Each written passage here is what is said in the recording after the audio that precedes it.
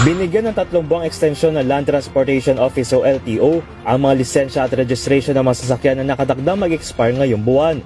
Alinsunod dito sa inilabas na memo ng Department of Transportation o DOTR bilang tugon sa mga motoristang apektado pa rin ng krisis sa langis. Bibigyan po ng 3 buwan na extension kung sila po ay mag-i-expire ngayong April para naman po medyo makaipon sila at makagalaw sila ng ayos at makapagrehistro. Sakop ng extension ng mga lisensya ng driver, car registration, conductor's license at mga student permit na mapapasok sa unang bahagi o hanggang April 20, 2026.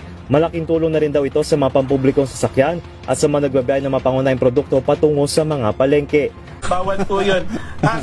Sa totoo lang po ka Jerry, dire-diretso po yung operation namin dyan. Ang nakakalungkot, minsan meron talaga mga opisina na nagkakaroon ng ganyan. Kagaya nga po ng mga nagkaroon ng operation. Kahapon po nagkaroon ng operation, kaya kami nagpapasalamat din sa NBI.